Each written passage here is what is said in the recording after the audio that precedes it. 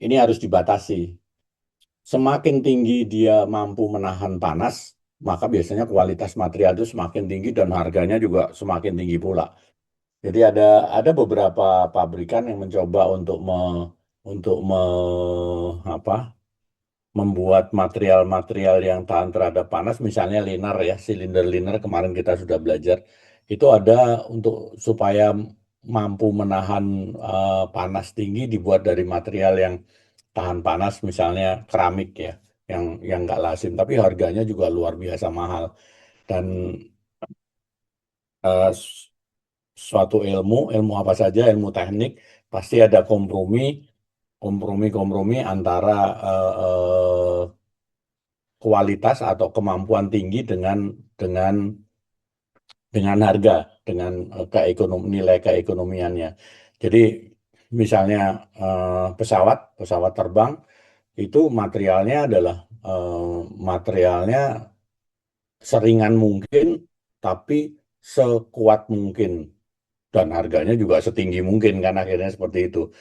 Bisa nggak material eh, eh, pesawat itu digunakan untuk KRL misalnya membuat dinding KRL? Sangat bisa gitu. Tapi nggak ada yang beli. Jadi percuma kan? Karena harganya tinggi sekali di luar market price gitu ya. Di luar harga pasaran pasti nggak laku itu. Tiketnya mau dijual berapa nanti dan sebagainya dan sebagainya. Jadi sekali lagi keterbatasan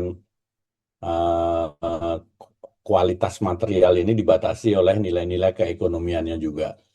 Kita kembali ke sistem pendingin mesin. Sistem pendingin mesin ini menggunakan dasar pemindahan panas dengan mensirkulasikan cairan pendingin ke seluruh bagian mesin dan membuang panas akibat pembakaran dan gesekan. Jadi seperti kita ketahui bahwa di mesin diesel itu ada pembakaran di sana, ada pembakaran di ruang bakar pada saat dia setelah kompresi ada pembakaran. Kemudian banyak juga bagian-bagian dari mesin itu yang bergesekan. Jadi pembakaran sendiri sudah menghasilkan panas, gesekan-gesekan yang ada di misalnya antara piston dengan silinder itu bergesekan juga juga juga menimbulkan panas. Jadi panas di sana itu dibatasi tadi karena materialnya tadi dibatasi sehingga dibatasi dengan apa? Dengan sistem pendinginan ini, gitu. Dengan sistem pendinginan ini. Jadi panas itu secara alamiah akan selalu berpindah dari sumber panas satu ke sumber panas lain yang lebih dingin. Jadi jadi seperti itulah. Mungkin kalian sudah belajar di fisika ada masalah panas ini. Panas ini akan berpindah seperti itu. Makanya kalau kalian demam, badan kalian demam itu dikompres ya, dikompres menggunakan eh, apa? Biasanya kain atau handuk yang basah, yang temperaturnya lebih dingin supaya panasnya itu berpindah. Ini ini prinsip dari heat transfer, perpindahan panas. Sumber panas dan sasaran panas dapat berupa logam, cairan, atau udara. Apabila perbedaan suhu tersebut makin jauh, maka akan semakin banyak panas yang berpindah. Eh, saya pernah cerita juga tentang mo- mo- mobil VW ya, atau tentang mesin diesel yang digunakan MTT sebelum sebelum diubah apa waktu itu saya ubah spesifikasi teknisnya. Jadi untuk negara-negara dalam merencanakan mesin diesel, dalam merencanakan pemakaian mesin diesel, jadi bukan hanya pembuatan saja. Jadi kalian kalau misalnya kalian membeli mesin diesel dan sebagainya, kalian harus memperhatikan temperatur lingkungan di mana mesin tersebut akan dioperasikan. Jadi seperti mesin VW atau mesin MTT sebelum diubah menggunakan sistem pendingin. Saya pernah cerita mungkin bahwa MTT tahu ya untuk alat mesin untuk perawatan jalan rel yang bekerja berat itu sebetulnya itu di awalnya sebelum tahun saya di Rektek sebelum tahun 2009, 2009 2010 itu semua MTT yang dimiliki oleh KAI itu menggunakan mesin yang seperti VW. Artinya nggak ada sistem pendinginannya atau sistem pendinginannya tidak menggunakan cairan, tapi hanya menggunakan blower. Jadi dihembuskan angin bertekanan saja ke mesin itu pendinginannya, tidak menggunakan sistem pendinginan menggunakan cairan. Dan itu untuk di negara subtropis nggak ada masalah. Untuk bekerja di negara misalnya di Eropa yang punya 4 musim, ada musim dingin segala macam itu malah bagus sekali. Jadi panas yang dikonversikan oleh apa mesin diesel hasil pembakaran tadi bisa lebih banyak dikonversikan ke mesin sorry ke energi putar, energi gerak tadi, sehingga efisiensinya juga tinggi. Tapi kalau untuk digunakan di daerah tropis seperti di Indonesia, apalagi seperti NTT kerja berat di lapangan seperti itu yang temperaturnya bisa di atas 30 derajat, temperatur udara luarnya bisa bahkan sampai 35 derajat. Belakangan ini malah lebih tinggi lagi. Itu nggak mampu, jadi mesti eh, harus di apa dioperasikannya cuman sebentar-sebentar saja gitu. Makanya seperti kalian lihat kalau mobil-mobil VW itu jarang dioperasikan di kota-kota yang panas. Mungkin kalian akan tanya, Pak, VW itu ada loh Pak di Indonesia banyak. Oh banyak, penggemarnya banyak. Saya juga termasuk penggemar VW. Tapi untuk dioperasikan di Jakarta saya masih mikir gitu loh. Artinya banyak yang dioperasikan di Jakarta ya umurnya nggak panjang, sedikit-sedikit ke bengkel, sedikit-sedikit silinder headnya melenting dan sebagainya dan sebagainya. Maka kalau dioperasikannya di Bandung, oke. Dioperasikannya di Malang, daerah-daerah dingin ya, di Wonosobo, di daerah-daerah dingin, di Danau Toba, di Terapat atau di Bali G sana, di mana daerahnya dingin, mungkin nggak ada masalah gitu. Artinya kecil lah permasalahan akibat panas itu. Jadi itu untuk dasar-dasar dari sistem pendinginannya.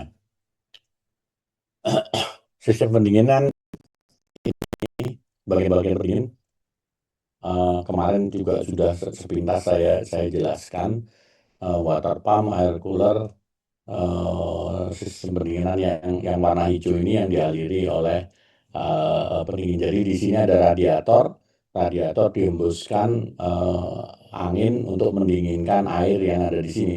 Di radiator ini banyak tubing, banyak pipa-pipa kecil, kemudian ada sirip-sirip penghantar pemindah panas sebetulnya.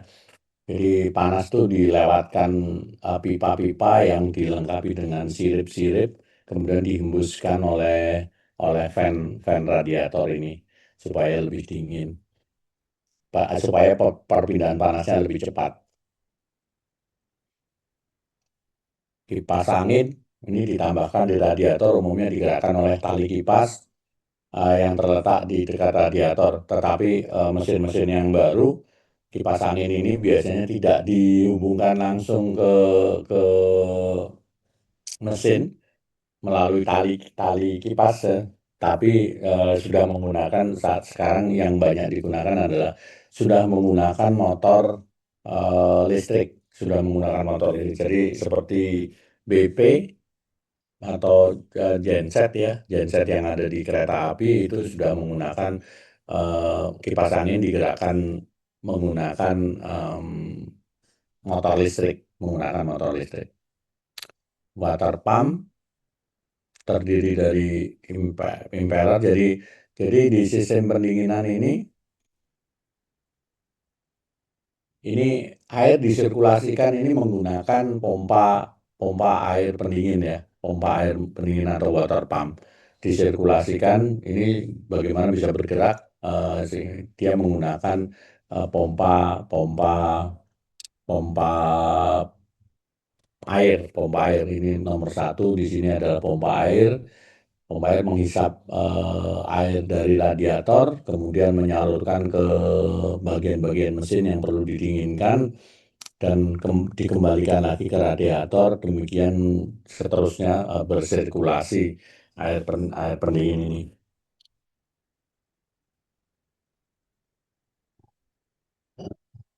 Oil cooler. Jadi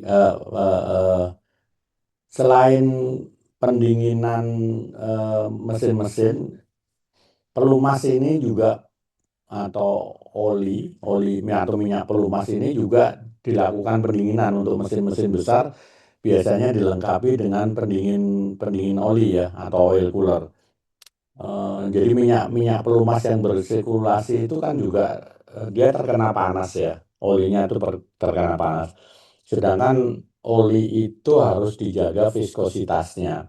Jadi minyak pelumas atau oli tadi itu harus dijaga viskositasnya. Oli itu apabila terkena panas yang terlalu tinggi, viskositasnya juga akan berubah. Maka untuk menjaga viskositas pelumas itu sesuai dengan speknya, itu dilakukanlah di mesin-mesin besar khususnya, eh, itu digunakanlah oil cooler atau pendingin oli yang prinsipnya hampir sama. Jadi ada pompa oli mensirkulasikan oli ini ke dalam oil cooler, kemudian didinginkan melalui oil cooler ini yang hampir sama kayak radiator, prinsip kerjanya hampir sama seperti radiator, dilalukan di pipa-pipa dan didinginkan. Sekarang sebenarnya tidak hanya ya yang jelas untuk mesin-mesin besar pasti ada cooler ya, lokomotif, genset. Tapi sekarang mesin diesel yang lebih kecil, kalau nggak salah saya lihat mesin dieselnya Pajero, Mitsubishi Pajero itu juga sudah menggunakan oil cooler. Saya dulu pernah punya mesin bensin apa ya, Fiat ya, Fiat Uno, Fiat kecil 1500 cc, tapi sudah menggunakan oil cooler juga. Jadi oil cooler ini eh, penting adalah untuk mempertahankan kualitas dari minyak pelumasnya. Jadi gambar samping pendingin akan mengalir tabungnya, oil cooler membuang panas ini, sehingga sifat-sifat dan konsentrat oli tetap terpelihara. Itu oil cooler. Dari oil cooler cairan pendingin mengalir ke engine block. Ya, dialirkan seperti kemarin pernah kita sampaikan pada saat pelumasan, membahas pelumasan. Jadi cairan pendingin mengalir. Jadi di oil cooler ini tidak dihembuskan udara seperti pada radiator, tetapi dia diantaranya ini dia didinginkan menggunakan cairan yang dialirkan di oil cooler ini. Jadi di tengah-tengah ini ada pipa-pipa oli, di tengah-tengahnya ini dilalui air pendingin dari sistem pendinginan mesin diesel itu sendiri. Jadi dari oil cooler, cairan pendingin mengalir ke engine block atau after cooler untuk mesin yang dilengkapi dengan turbocharger. Beberapa mesin yang dilengkapi dengan turbocharger juga menggunakan jaket water pump untuk after coolernya, sehingga cairan pendingin mengalir di sana. After cooler atau jadi after cooler ini adalah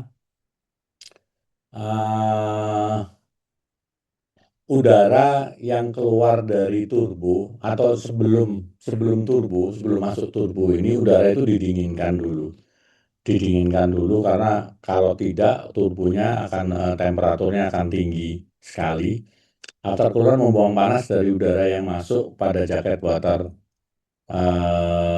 aftercooler system. Pendingin membuang panas dari udara.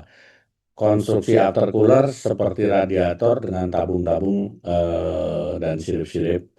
Udara panas yang ditekan pada tekanan turbo melewati sirip-sirip dan memindahkan panas dari air pendingin ke dalam tabung. Itu sistem pendinginan aftercooler. Water jacket dari aftercooler dan air pendingin mengalir ke dalam blok mesin dan di sekitar silinder liner membuang panas dari piston, ring, dan liner. Ini adalah piston, ini stang piston. Nah, di sini ini ada ini jaket water jacket di silinder liner. Ini yang hitam-hitam ini berisi cairan pendingin. Ini cairan pendingin ini di sini juga ada cairan pendingin di sini. Jadi rongga-rongga ini disebut water jacket, Cylinder head. Air pendingin bergerak dari lubang-lubang pada blok mesin menuju cylinder head. Cylinder head di atas, yaitu yang menutup mana tadi? Di sini. Ini adalah bagian dari cylinder head yang gambar di atas piston. Ini ada blok mesin kan, blok mesin di sini ditutup oleh cylinder head di atas ini. Makanya biasanya kalau ada mesin yang overheat atau panas berlebihan, biasanya cylinder head-nya ini melenting. Nah, kalau cylinder head-nya sudah melenting, maka kompresi yang terjadi pada piston ini kan piston bergerak naik ke atas ini. Sini tekanannya akan tinggi. Kalau ini melenting, biasanya melenting duluan ini karena ini materialnya berbeda dengan material dari biasanya berbeda dengan material dari blok. Jadi ini akan melenting. Kalau melenting maka ini akan tidak rapat lagi di bagian atas silinder ini tidak rapat lagi. Akibatnya apa? Akibatnya pada saat kompresi dia tekanannya akan keluar dan dayanya akan turun atau bahkan nggak ada kompresi lagi, yang itu yang membuat mesin itu akan nggak ada tenaga. Itu biasanya diakibatkan karena silinder headnya itu melenting. Melenting kenapa? Karena overheat, panasnya berlebihan. Biasanya karena sistem pendinginannya yang gagal. Kalau air radiator mau habis gitu ya, misalnya air radiator habis, sistem pendinginannya jadi menurun atau kurang baik. Ini yang kena duluan adalah cylinder head. Ini akan melenting. Untuk berikutnya biasanya ini akan pelumas di sini. Kalau panas semakin naik lagi, pelumasan jadi juga gagal dan ini akan ngejam. Jadi artinya macet. Piston ini akan macet, nggak bisa bergerak lagi. Bahkan yang lebih parah adalah ini bisa patah. Stang piston ini bisa patah. Saya pernah mengalami stang piston patah. Saya juga pernah di BP itu blok silinder ini sampai patah. Itu adalah kegagalan dari sistem pendinginan dari mesin diesel itu. Jadi saya pernah ada kasus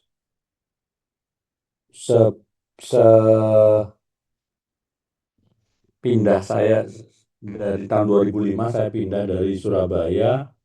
Setelah saya tinggal itu dalam setahun itu ada blok genset BP atau P, mesin diesel yang di BP itu pecah, sehingga pecah. Jadi saya termasuk yang memeriksa. Jadi akhirnya menyelidiki lah kenapa kok sampai terjadi blok ini pecah. Jadi blok mesinnya ini pecah. Blok mesin genset segede itu. Kalau blok pecah ya sudah buang itu mesin, susah dicari untuk bloknya. Jadi karena itu yang pertama ya pasti karena kegagalan dari sistem pendingin. Sistem pendingin gagal tuh macam-macam penyebabnya macam-macam. Jadi saya pernah apa ya, menyelidiki lah, ikut diminta untuk menyelidiki kejadian di Daop 8 karena saya di sana cukup lama 2,5 tahun, tidak pernah mengalami itu, kok tiba-tiba eh, nggak lama dari saya meninggalkan Surabaya itu ada blok apa pecah gitu. Bahkan sampai 3 dalam setahun itu kurang lebih 3. Dan itu apa ya, awalnya saya keperiksa tapi kemudian ya keperiksanya kan disangka itu bagian dari tanggung jawab saya pada saat saya di sana. Karena belum lama, berapa bulan setelah saya pindah itu ada kejadian itu. Jadi itu sistem pelumasan yang gagal sih saat itu menurut saya, sistem pendinginan yang gagal. Oke, sebelum saya lanjut ada yang ingin tanya, silakan.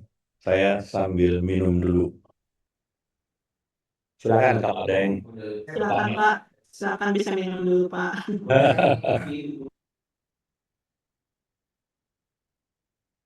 Ada yang ingin bertanya tentang yang awal ini tadi, baru awal sistem pendingin. Ada yang didiskusikan?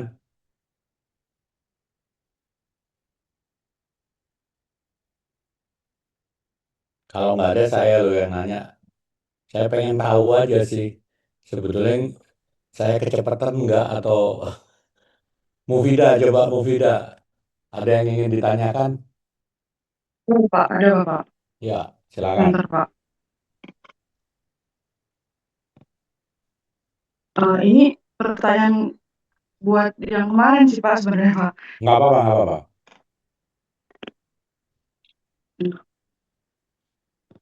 Ini bertanya Pak terkait terkait apa itu tempat cairan itu Pak, cairan kolan apa? Cairan kolan itu Pak, cairan pendingin itu di Pendingin, yang ya. pada Ya. silinder itu. Nah Ya. itu kalau terjadi kebocoran di ruang bakar itu apa ya Pak yang terjadi pada saat kebocoran tersebut Pak? Pernah nggak sih Pak kayak ada bocoran pada di tempat cairan tersebut Pak? Itu Oh, sih Pak yang masih saya ya. bingung. Sering sekali bocoran itu terjadi di yang pertama, yang paling lemah di antara sistem pendingin itu, bocoran itu ada di radiator.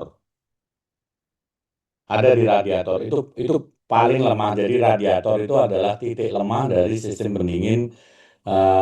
Titik lemah dalam arti kata titik lemah terjadi bocoran gitu ya. Terjadi bocoran itu di radiator. Kenapa di radiator? Karena di radiator itu cubing-cubingnya atau pipa-pipa di radiator itu dari tembaga tipis. Pertama dari tembaga tipis. Yang kedua itu eh, dilakukan pengelasan. Pengelasan itu yang sering terdampak oleh vibrasi atau getaran yang terjadi pada mesin diesel itu sendiri maupun akibat dari kan kan mesin diesel kalau di lokomotif itu ditaruh di lokomotif ya, atau BP juga ditaruh di BP gitu ya. Getarannya getaran kereta itu melemahkan, sering melemah, titik lemahnya yang akibat getaran itu adalah di brasing, di pengelasan itu. Jadi ambil semua pengelasan, apalagi di pengelasan radiator yang cubingnya tipis. Bahkan di pengelasan rangka dasar pun itu juga berpengaruh gitu loh. Karena vibrasinya kereta itu berbeda dengan vibrasinya getarannya di eh, misalnya di mobil gitu, di bis gitu. Sama-sama mesin diesel yang ada di bis. Tapi vibrasi yang kalau mesin di bis itu kan antara ban dengan aspal. Beda dengan di kereta api. Di kereta api itu antara roda dengan rel itu sama-sama besi. Jadi bentuk amplitudonya, vibrasinya itu juga berbeda. Dan itu sangat, ibaratnya sangat sangat eh, melemahkan eh, pengelasan, baik pengelasan di radiator, di AC juga sama, pengelasan di apa, kondensor maupun evaporator di AC itu juga terkena terkena terkena getarannya kereta api. Makanya biasanya kalau saya beli radiator atau radiator itu sebetulnya umum aja, sama, cuman dimensinya yang mungkin berbeda. Eh, saya pernah membeli radiator untuk BP maupun untuk lokomotif itu ke pabrik pembuat radiator mobil. Tapi saya saya khusus kan kalau kalau pesen itu selain dimensinya sama, jadi kan nggak usah seperti radiator, nggak usah lah beli dari Amerika gitu misalnya untuk lokomotif lokomotif apa GE ya, CC206, CC203, 201. Radiator aja dibuat di Indonesia ada kok gitu ya. Jadi saya biasanya itu reverse engineering, jadi nggak usah selalu beli beli yang asli. Tapi karena selain mahal, waktunya juga lama deliverynya. Saya biasanya saya pernah kerjasama dengan PT apa ya, pabrik pembuat radiator di daerah Kerawang, Cikarang, Cikarang Kerawang sana. Jadi kita diskusikan dulu berapa sih panas yang akan dibuang. Kita diskusikan dulu eh, eh, yang akan didinginkan itu sampai temperatur berapa dan sebagainya, sistem pendinginan itu. Tapi yang tidak kalah pentingnya saya diskusikan adalah eh, getaran ini, sistem pengelasannya bagaimana. Makanya eh, saya haruskan ada pengujian getaran di dalam pada radiator yang dia buat itu.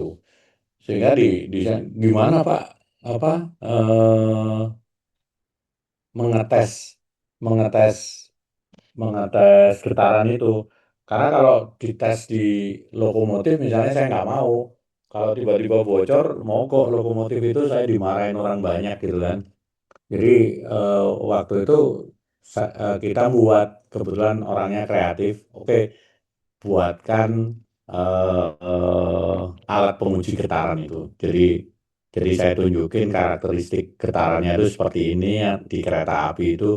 eh, Kan saya dulu biasa jadi tim penguji ya untuk akselerasi getaran kereta api.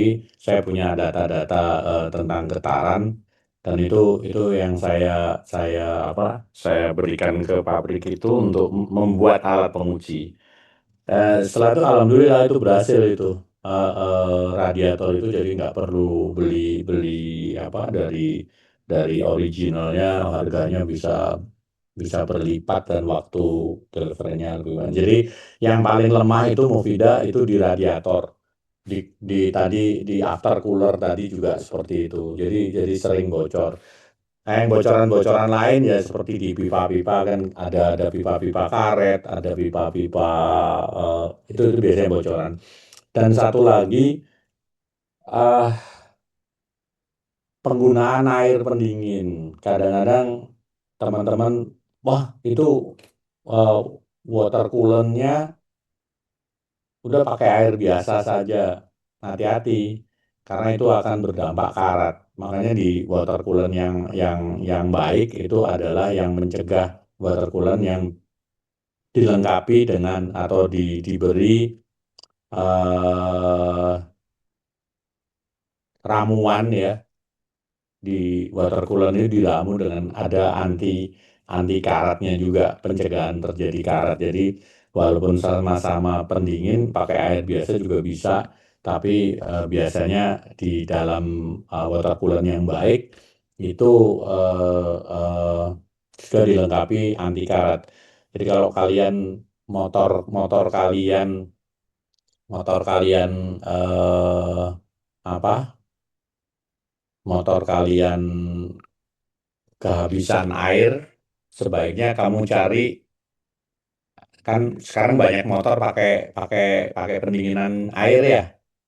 Jangan sembarangan air.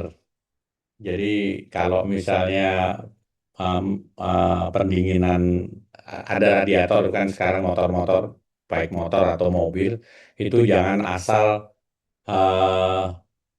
jangan asal mengisi dengan cairan.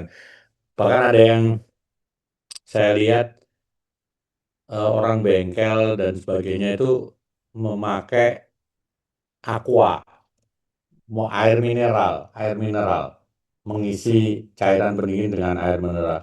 Itu malah nggak bagus. Karena mineral-mineralnya itu justru akan menimbulkan lapisan, di di lapisan-lapisan di dinding tubing atau di dinding pipa-pipa pendingin atau bagian-bagian yang akan didinginkan itu akan terlapisi jadi seperti kerak gitu menempel. Kalau di dalam pipa-pipa atau saluran air pendingin itu ditempelin oleh mineral, lama-kelamaan itu akan panas yang dipindahkan, yang akan dibuang itu jadi terhambat. Jadi terhambat. Jadi air mineral itu justru nggak bagus. Justru nggak bagus. Tapi air air kalau bisa cari cari air minum yang tanpa mineral. Itu kalau untuk darurat ya. Untuk darurat cari air minum, ada kok air minum yang tanpa tanpa mineral. Bukan air mineral, karena mineral itu malah akan melapisi dinding-dinding sistem pendinginan. Jadi itu juga nggak bagus untuk jangka panjang. Untuk jangka panjang nggak bagus. Jadi cari yang air yang tanpa mineral, atau air sulingan. Air sulingan itu oke, nggak apa-apa. Air sulingan itu itu juga mineralnya sepertinya sudah bebas dari mineral atau berkurang, mineralnya sudah banyak berkurang. Air sulingan itu air aki tapi yang bukan aki sir. Ada air penambah itu, penambah penambah cairan aki tapi yang bukan aki sir ya, yang air sulingan. Air sulingan itu bisa, tapi ya sebaiknya sih sebisa mungkin beli beli cairan pendingin, harus beli cairan pendingin yang memang khusus untuk cairan pendingin. Cairan pendingin juga macam-macam. Saya pernah pernah pernah beli, harganya range-nya dari yang murah sampai yang mahal itu. Ya saya khawatirnya kalau yang murah itu diberi pewarna aja gitu ya, warna hijau, warna merah muda dan sebagainya. Kalau bisa sih yang yang bermerek yang direkomendasikan oleh pabrik. Jadi bocoran gitu, Mufida, bocoran sangat mungkin terjadi di sistem pendinginan ini. Itu ya. Izin Pak, berarti sama aja kayak di jaket jaket silinder itu yang jika jaket silinder itu bocor ya Pak? Iya, iya. Jadi jaket silinder itu bocor itu biasanya di packing-packingnya, packingnya bocor. Itu tadi, kalau cairannya nggak bagus, cairan pendinginnya nggak bagus, dia akan menempel di jaket-jaket silinder itu, sehingga panas panas yang tersalurkan ke dalam sistem pendinginannya juga berkurang, gitu. Iya Pak. Terus kayak eh saya tuh pernah lihat Pak yang kayak Bapak tadi omong kayak orang tersebut tuh kayak ngasih air air basing-basing gitu Pak, air ke dalam radiator itu. Nah itu tuh kayak dia tuh kelamaan tuh nanti tuh kayak saya kejadian itu kayak dia tuh mendidih gitu Pak, dan warnanya itu warna kayak kayak warna karat gitu Pak. Itu yang Iya, diomongin iya. Bapak tadi. Kayak gitu ya Karena Pak. karena jangka panjang kan, saya bilang, diberi cairan itu pada saat itu nggak apa-apa gitu ya, belum belum terjadi masalah, tapi jangka panjang itu bermasalah. Makanya kalau kalian punya mobil, punya motor, kalau kalau kadang-kadang kan kita pergi nggak dapat nih bengkel yang bagus, yang ada yang jualan cairan pendingin yang baik kan, udah pakai air air apa dulu, tapi begitu sampai di tempat yang bisa apa, yang punya, yang apa, ada jualan jualan air pendingin yang bagus itu dibuang dulu semua air yang apa basing-basing tadi ya, air yang basing-basing tadi dibuang aja Iya, semua. Temanmu banyak lo nggak ngerti. Kalau saya ngerti basing-basing, temanmu banyak yang nggak ngerti tapi. ya maaf, Pak. Budina pun nggak ngerti itu Jadi Budina. itu Jadi izin Pak, jadi ya gimana? ini nanti itu, berkelanjutan di mesinnya itu nanti bakal rusak ya Pak, gara-gara itu tuh make air yang Basing-basing tadi. iya Pak. Iya, iya. Ya itu jangka panjangnya seperti itu. Jangka panjangnya akan terjadi yang pertama adalah menempel, akan berkerak, menempel. Jadi pendinginannya akan berkurang. Kedua akan timbul karat. Nah, karat ini lama-kelamaan akan eh, akan mempengaruhi dari ketebalan dinding dan sebagainya. Itu yang juga bisa membuat bocor gitu. Makanya kalau kalau di mudah-mudahan di ilmu bahan kalian kalian di apa diberikan materi pengaruh dari chemical properties suatu material terhadap mechanical properties. Mudah-mudahan diajarkan itu. Jadi chemical properties itu akan mempengaruhi mechanical properties. Contohnya adalah salah satu contoh adalah menimbulkan karat. Chemical properties yang nggak bagus, ya termasuk mineral tadi, air mineral itu mineralnya itu adalah chemical properties, itu akan mempengaruhi kekuatan dari atau mechanical properties dari material dinding-dinding tadi. Yaitu mempengaruhi kekuatan dalam hal ini adalah eh, terjadi karat gitu ya. Apalagi kalau kalau di material-material yang tipis seperti radiator itu materialnya tipis-tipis itu. Kenapa dibuat tipis? Karena supaya heat transfer perpindahan panasnya lebih lebih lebih baik gitu. Gitu Mufida. Iya Pak, makasih Bapak, maaf ya Pak. Yuk, nggak apa-apa. Eh, eh, eh. Ada lagi yang ingin diskusi? Izin bertanya, Pak. Silakan. Saya Dimas Aji Wibowo, Pak. Iya. Sebenarnya saya masih bingung gitu, Pak, cara kerja dari kipas pendingin itu tuh dia digerakkan oleh main generator atau mesin utamanya atau ada penggerak lain gitu, Pak. Terus Ada kayak Oke. Oke.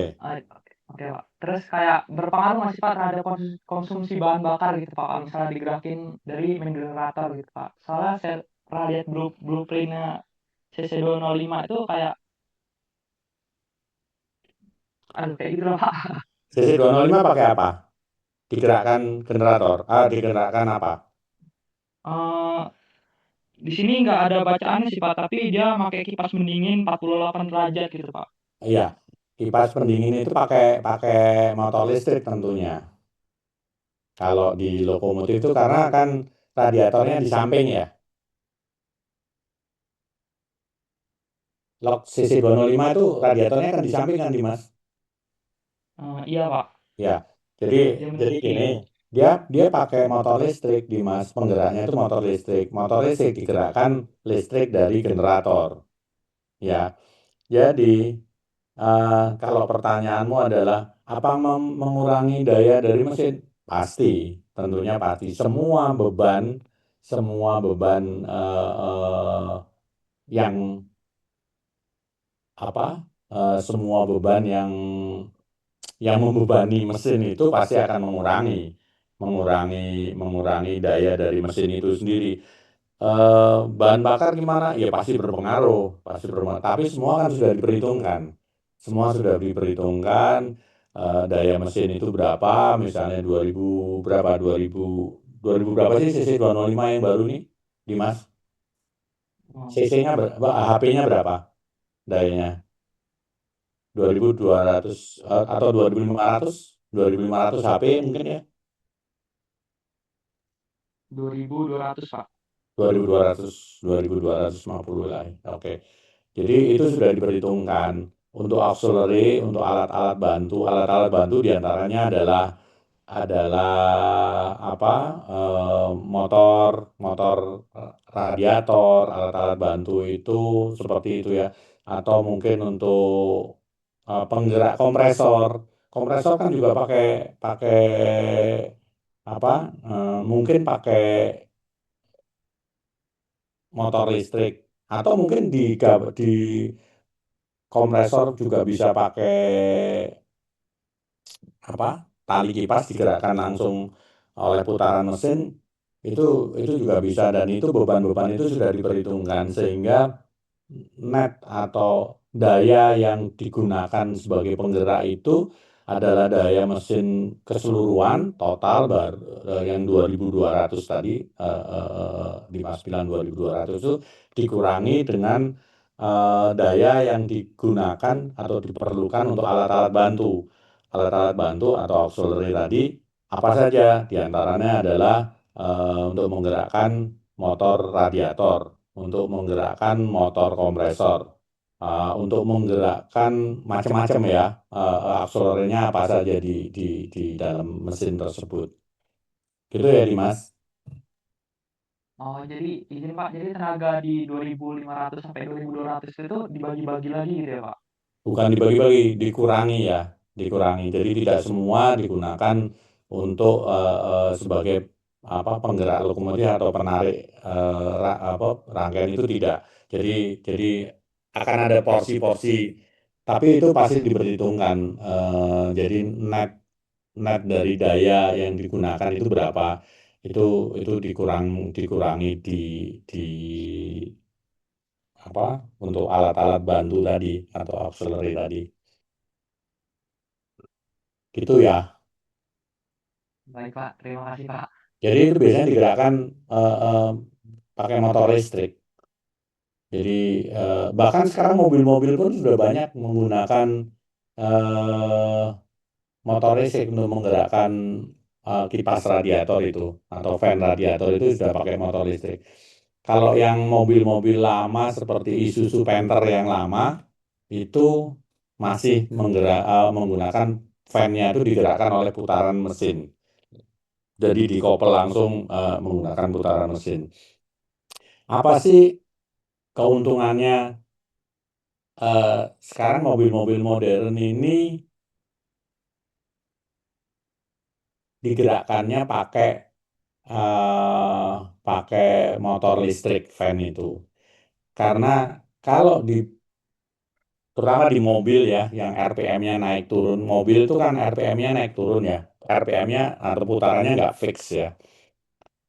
Itu kalau misalnya pada saat RPM-nya rendah, itu kipas kipas pendinginannya juga akan putarannya juga rendah, pendinginannya juga berkurang gitu loh. Tapi kalau menggunakan listrik, menggunakan motor listrik, itu air pendinginannya, sorry, fan-nya itu akan berputar konstan. Jadi di jalan-jalan yang pada saat kita jalan macet misalnya, RPM kita kan rendah ya, pada saat kita berjalan di jalan macet atau berhenti idle gitu mesin itu RPM mesinnya akan rendah. Kalau dikoppel langsung dikoppel atau dihubungkan langsung di RPM mesin, maka fan radiator ini juga akan berputar rendah. Kalau berputar rendah pendinginannya juga kurang padahal mungkin sebelumnya dia panasnya masih tinggi. Jadi jadi lebih menguntungkan sekarang itu menggunakan motor listrik, menggunakan motor listrik untuk pendinginan radiator itu. Jadi sama seperti seperti apa mesin lokomotif juga sama. Radiatornya sudah menggunakan uh, uh, fan radiatornya sudah menggunakan motor listrik, sudah menggunakan motor listrik. Gitu ya Dimas. Baik Pak, terima kasih banyak Pak. Yuk, yuk. Ada yang lain?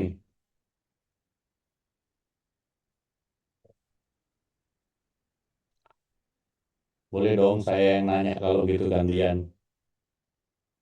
Sulfahmi ikut Sulfahmi.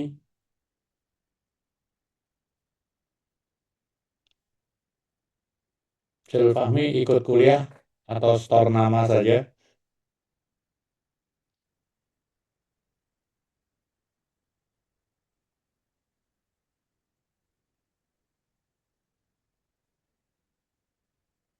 Jonathan, Skill Jonathan,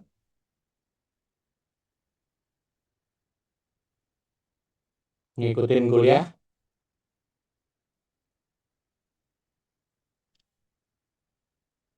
Ini loh yang saya kadang sedih sih Budina kalau online itu kita nggak ngerti ya. Kadang-kadang yang ngikuti cuma berapa persen gitu. Tapi kayaknya Zulfahmi tadi raise hand, Pak. Angkat tangan, Pak, dia, Pak. Hah? Angkat Mana? tangan tadi, Zulfahmi, Pak. Mana? Zulfahmi. Mana Zulfahmi? Ya. Kamu ikut kuliah? Ngikutin perkuliahan ini? Masih di mute. Sepertinya koneksinya Pak, koneksi Zulfahmi Enggak lah, jelek Pak. itu di mute itu. Videonya matiin aja nggak apa-apa, tapi suaramu dihidupkan. Suaranya mute-nya di off-kan coba. Videomu off-cam coba, off-cam. Kamu off-cam aja kalau memang koneksinya.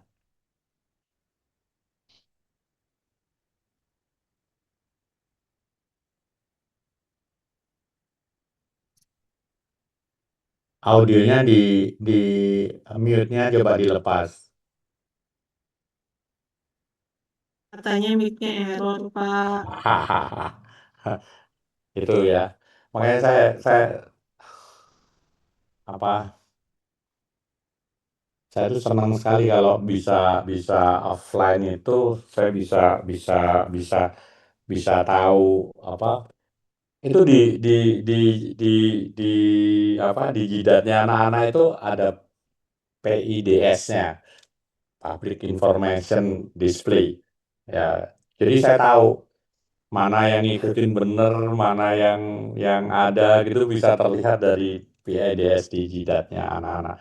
Kalau online memang agak susah ya, tapi nggak apa-apa. Jadi kalian sudah dewasa, kalian sendiri yang memilih mau aktif apa enggak. Nanti hasilnya juga kalian sendiri yang akan memetiknya gitu ya. Baik, saya lanjut ya. Saya lanjut aja.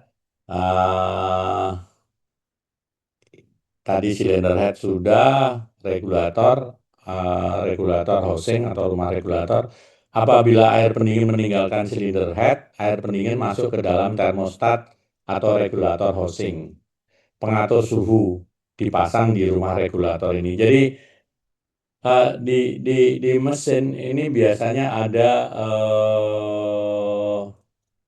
ada termostat. Termostat ini dia mengatur.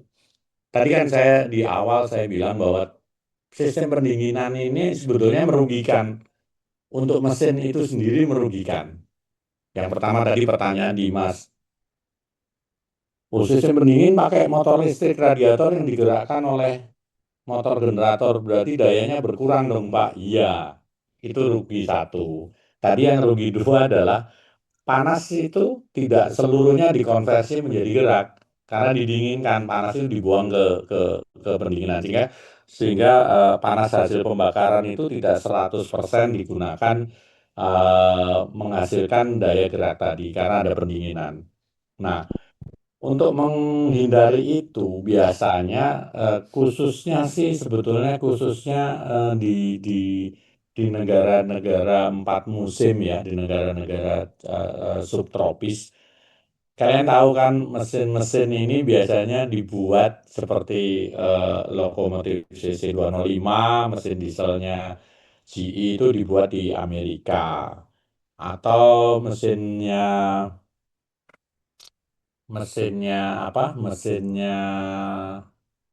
genset BP itu MTU dibuat di Jerman dan sebagainya, di mana di negara-negara itu ada musim dingin, ada musim ya semi musim panas, tapi musim panasnya pun tidak sepanas di Indonesia. Jadi di sana itu karena sistem pendingin ini adalah merugikan, ini termostat ini adalah semacam sensor suhu. Jadi kapan eh, sistem pendingin itu disirkulasikan dan kapan sistem pendingin itu dihentikan sirkulasinya.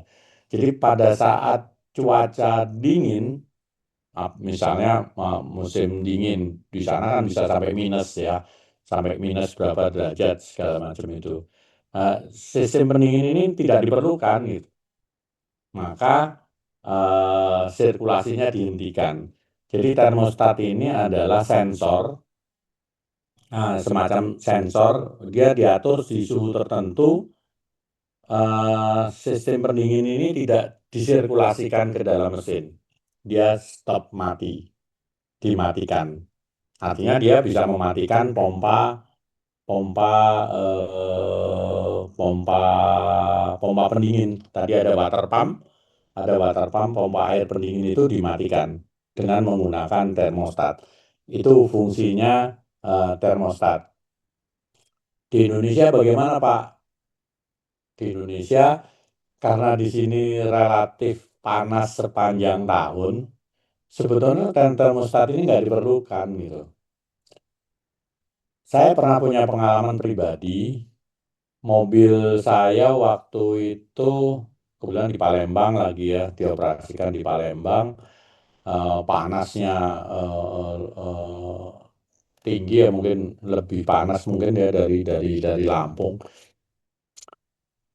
Justru di termostat ini, di rumah regulator ini sering bertumpuk karena mungkin air pendinginnya nggak bagus ya, air pendinginnya nggak bagus, itu dia di sana menumpuk karat di termostat ini, sehingga termostat ini macet. Termostat itu ternyata setelah saya buka itu menumpuk karat bertumpuk di sana sehingga termostat ini rusak, tidak mensirkulasi, tidak bisa membuka.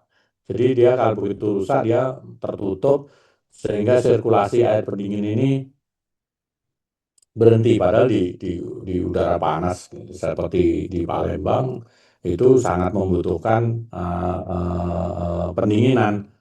Akibatnya itu tadi overheat ya, terjadi overheat. Terus akhirnya udah saya lepas aja. Nah, ini termostatnya nggak usah dipakai, nggak apa-apa karena di Indonesia termostat ini nggak apa-apa. Tapi termostat ini kalau di lokomotif segala macam itu digunakan artinya bermanfaat pada saat start ya, pada saat awal dihidupkan, mesin itu dihidupkan. Termostat ini bermanfaat supaya mesin itu cepat panas. Seperti pernah saya sampaikan di awal, untuk mesin diesel ini dia bekerja optimal pada temperatur yang cukup tinggi.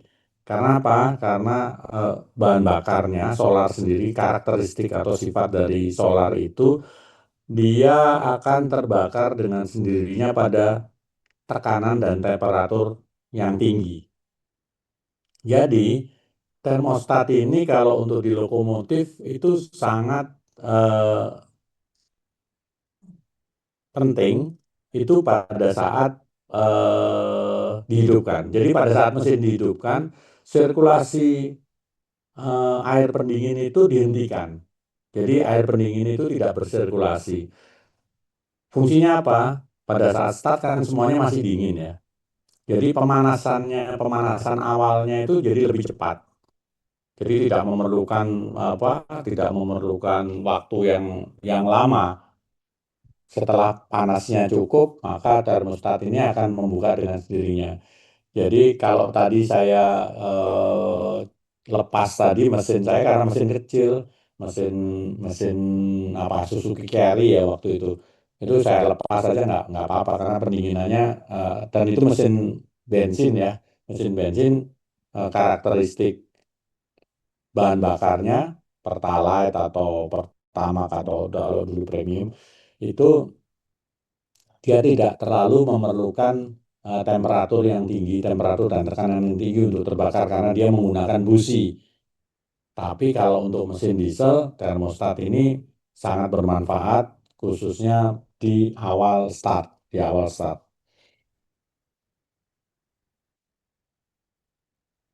Ini menarik loh, termostat ini kalau dipakai untuk soal ujian, ya, termostat. Jadi mudah-mudahan, atau ada yang masih bingung dengan termostat, silakan tanya. Nanti jangan nanyanya pas ujian ya.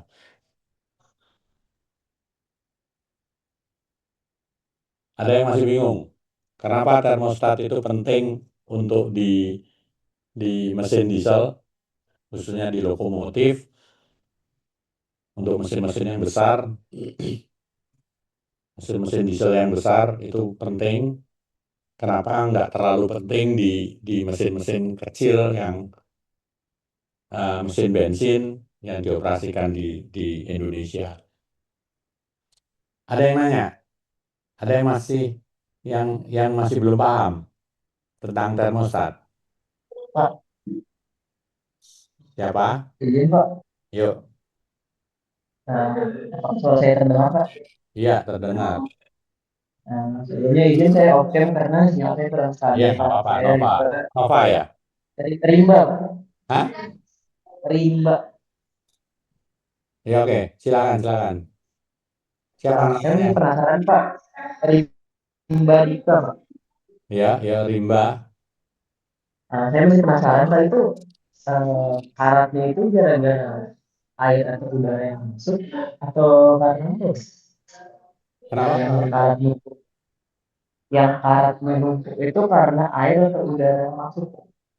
Karena air.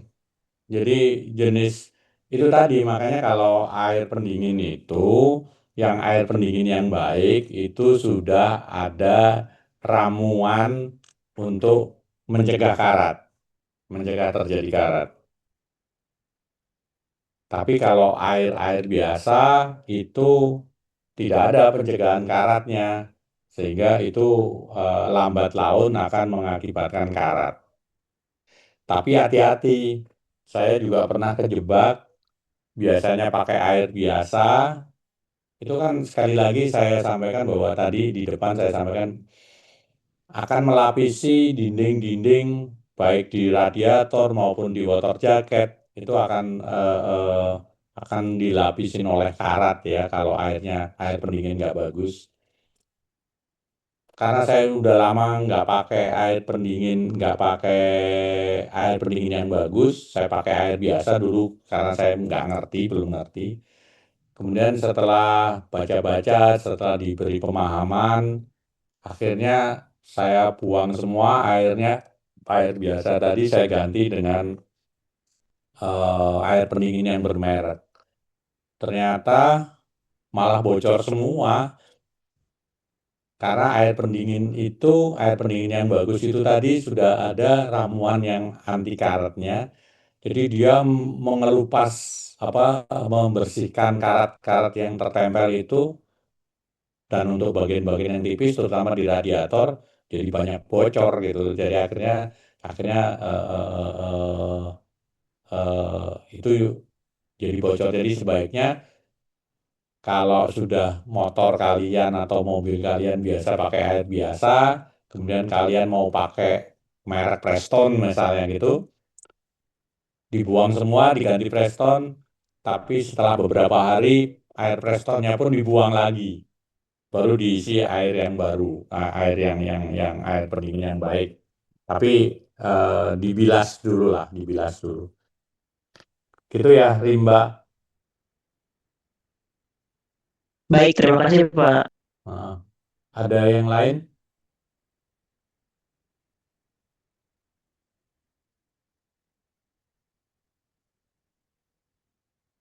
Rido Haidir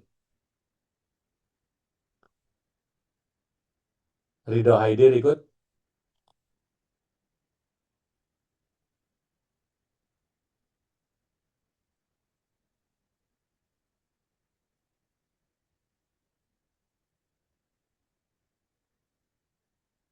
Mayang ikut Mayang. Ikut Bapak. Paham tentang apa? Termostat tadi?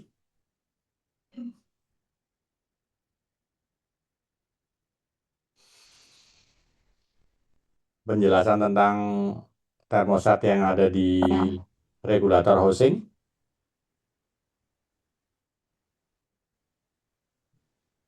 Cara kerjanya? Iya Pak. Sambil Paham? memahami Pak. Gimana? Cara kerjanya termostat tadi gimana? Mayang. Izin Pak, Mayang baru join lagi Pak. Karena tadi terkendala sinyal Pak. Baru join banget Pak. Maaf Pak. Saya nggak mungkin ngulang ya. Saya nggak mungkin ngulang. Iya Pak. Karena waktunya Zulfahmi, mana Zulfahmi?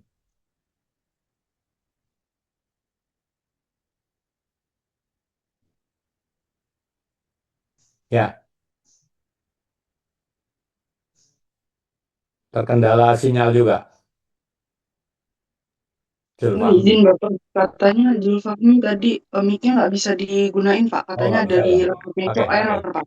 Iya Pak. Preti Simanjuta ikut lah ya, Preti ya.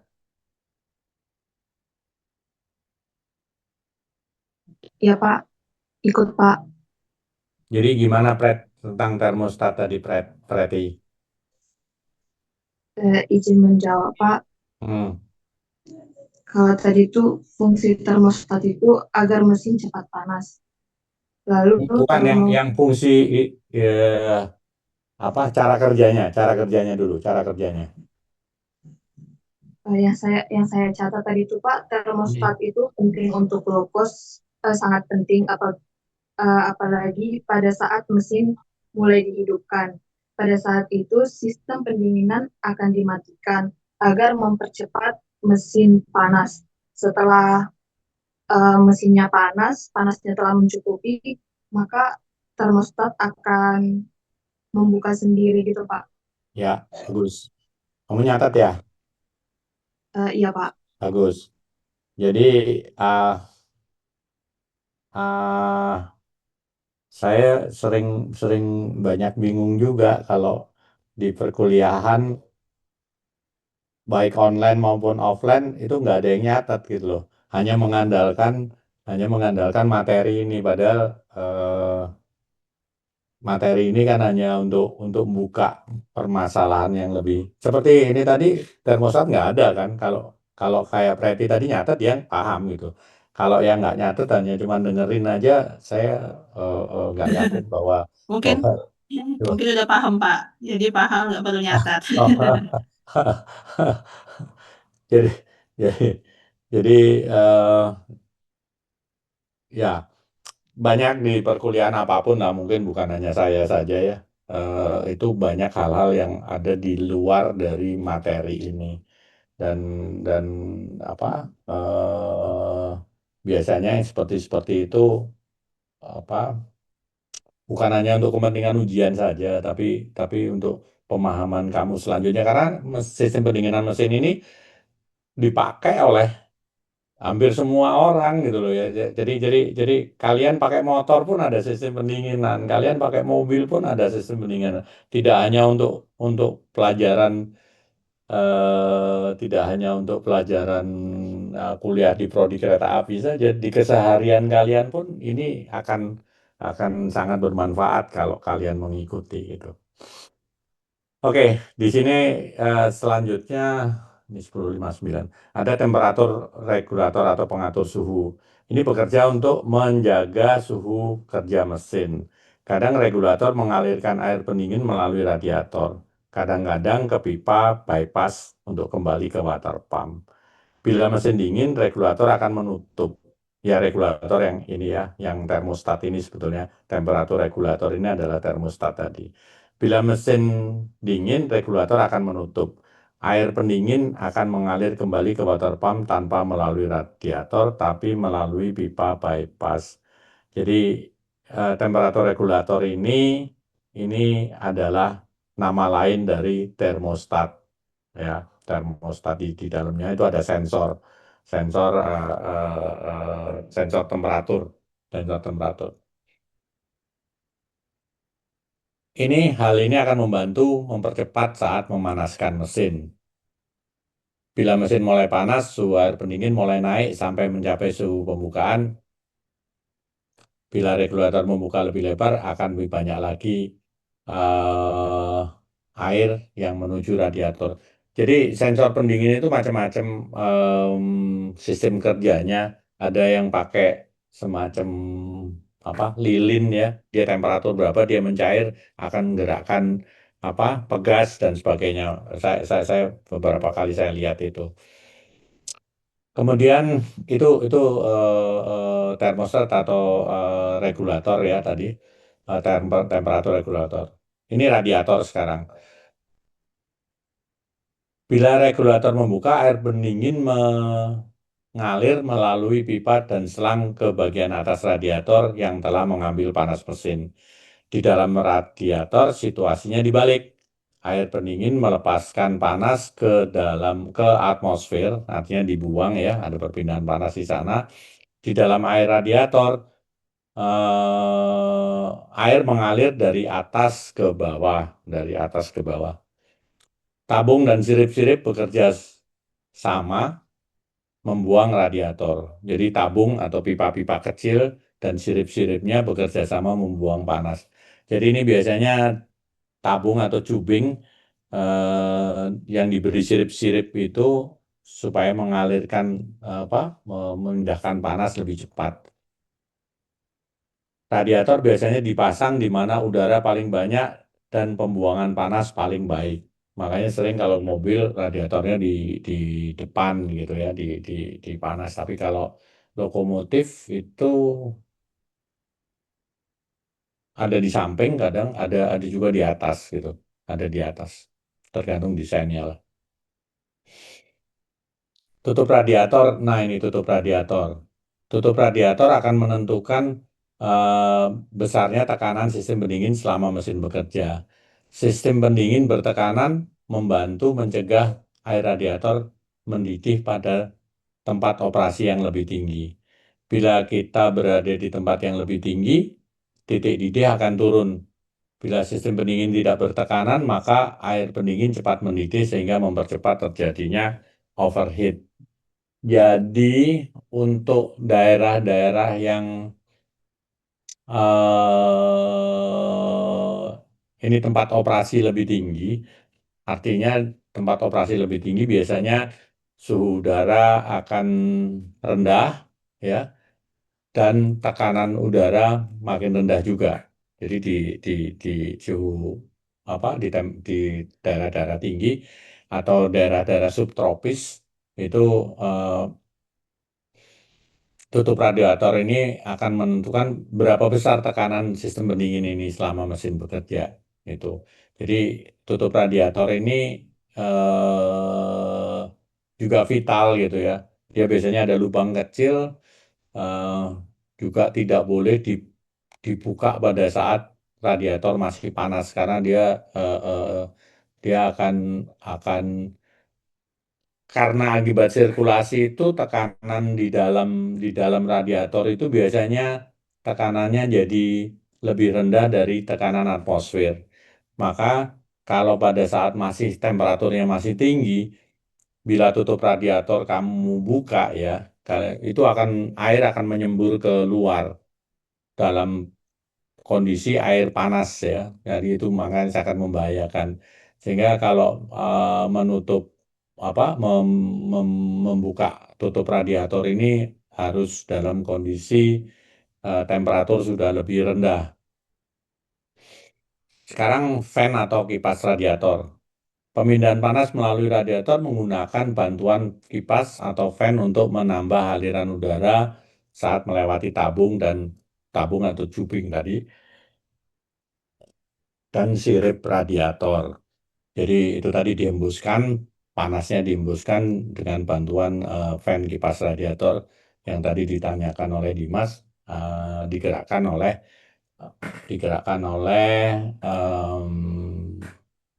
motor listrik untuk di lokomotif, tapi ada juga yang mesin yang menggunakan putaran mesin langsung, jadi dihubungkan menggunakan puli dan kipas dan tali kipas ya, tali kipas radiator.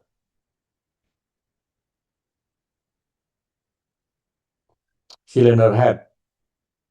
Oh, tadi ini sudah catat sudah.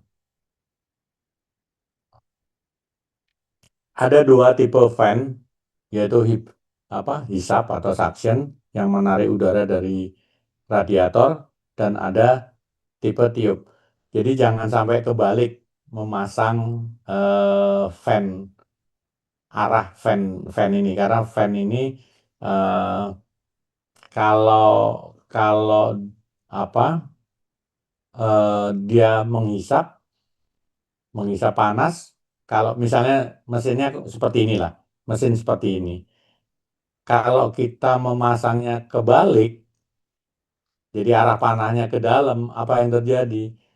Panas dari radiator ini, dari air radiator ke sini, dihembuskan ke mesin. Jadi mesinnya ini jadi tambah panas gitu. Jadi ini jangan sampai kebalik pemasangan dari, karena bentuk blade atau sudu fan-nya, kipas fan ini akan menentukan arah dari anginnya. Jadi arahnya keluar atau dia menghisap. Sama seperti di rumah kalian mungkin ada kipas angin. Kipas angin itu ada yang menghisap, atau misalnya kayak exhaust fan ya. Exhaust fan itu biasanya menghisap, arah fan-nya itu menghisap udara di misalnya exhaust fan biasanya dipasang di kamar mandi. Itu arah fan-nya itu adalah menghisap udara di dalam kamar mandi keluar. Itu kalau pakai exhaust fan. Tapi kalau pakai fan itu dibalik, putarannya dibalik, dia akan menghembuskan. Beberapa mesin menggunakan tali kipas. Ini seperti ini tali kipas. Jadi yang tadi saya bilang ada mesin-mesin kecil, dia menggunakan atau dikoppel langsung dengan putaran mesin. Ini menggunakan tali kipas untuk menggerakkan kipas dan pompa air. Jadi di sini menggerakkan kipas angin ini dan menggerakkan di sini adalah pompa air. Jadi mungkin kalian akan perhatikan kalau ada mobil yang ada kipas angin menggerakkan fan dan satu lagi menggerakkan pompa air pendingin, water pump. Bila kipas terlalu kendor, kecepatan kipas akan turun. Hal ini akan mengurangi aliran udara melewati radiator dan akan menurunkan kemampuan sistem pendingin. Jadi ini kalau kendor, maka putaran fan ini juga akan lebih lambat. Putaran dari water pump atau pompa air ini juga melambat. Jadi kerenggangan atau kekakuan dari tali kipas ini akan menentukan putaran dari fan tadi. Oke, itu saya rasa sistem pendingin. Jadi dengan berakhirnya ini, maka selesai untuk materi motor diesel yang cukup memakan waktu yang cukup panjang. Padahal masih ada kompresor, kita masih ada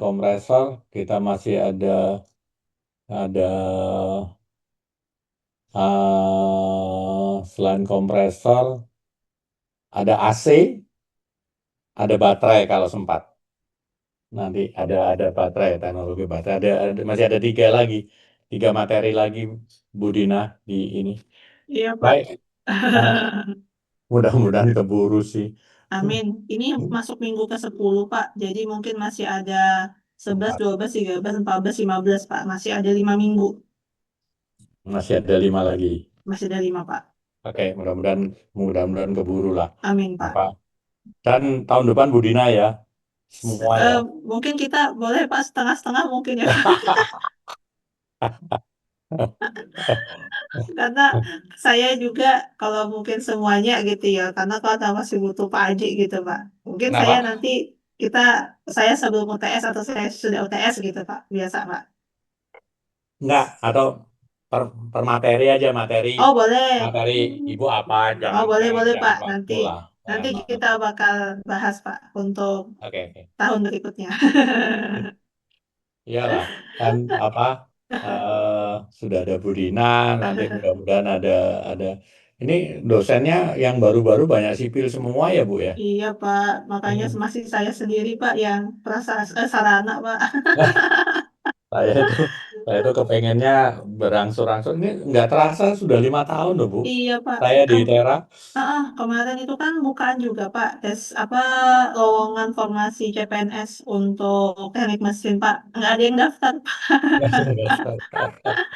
Teknik mesin Ya, ITERA aja nggak ada yang daftar Pak, apalagi teknik mesin untuk di teknik perkeretapian gitu Pak. Kak, nanti mudah-mudahan inilah ya. Mufida, kamu segera Iya. lulus. Nanti temenin Bu Dina, Mufida. Iya Pak, amin Pak. Lanjut S2 gitu ya Pak Iya, ya. lanjut S2 dulu, terus apa nanti ngambil S2 terus jadi dosen di Iya Pak. prodi kereta api. Heeh. Ya kalau nggak kita sendiri yang memajukan rumah kita, siapa yang itu nanti? Iya Betul Pak, Pak. amin Pak. Iya. Ya, ya, ya. Iya. Kalau Ya. saya lihat sih memang kebanyakan teman-teman saya juga yang teknik mesin itu Pak, kebanyakan memang nggak ada niat untuk jadi dosen lanjut S2 Pak, karena mereka sudah kerjanya enak di perusahaan gitu ya Pak. Jadi ya udah kayak nggak mau jadi Nah, dosen. jadi jadi ya enak nggak enak itu semua ada nggak ada di tempat kerja atau tapi di hati kita masing-masing. Iya, enaknya mereka belum tentu Ya, menurut ya, saya enak ya. gitu ya Pak. Saya bahagia kok ngajar, saya bahagia dibanding. Saya pernah ngalami apa saja kan, pernah ngalami di jadi kerja di luar di posisi mana.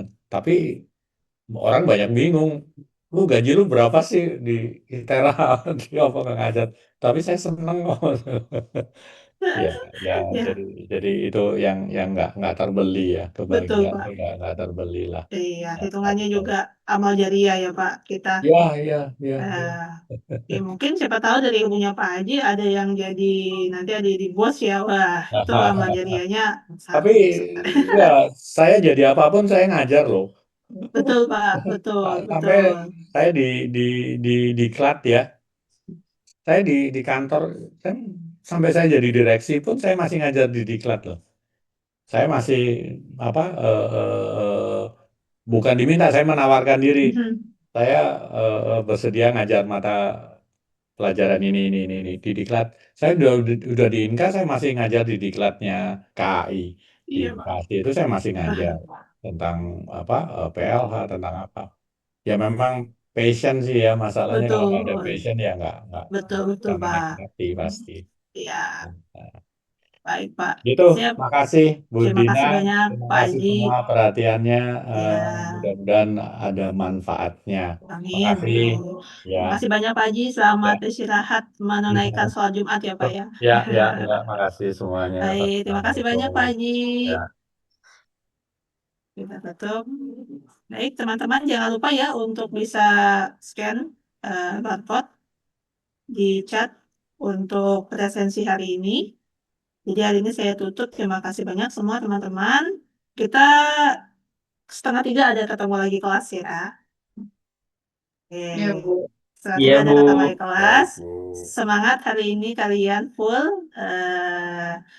Minggu depan kita untuk mata kuliah akan saya sampaikan kepada dosen-dosen DLB kalau kita ada pulap. Jadi mungkin yang kena ketika hari pulap kita bisa undur atau kita nanti ganti ke hari lain. Terima kasih semuanya. Assalamualaikum warahmatullahi Bu, wabarakatuh. maaf Oh Bu, ya, izin tanya Bu. ya. Ini Bu atas nama Muhammad Iqbal Hadin. Untuk absen di poketnya nggak merespon itu kenapa ya Bu? LARB.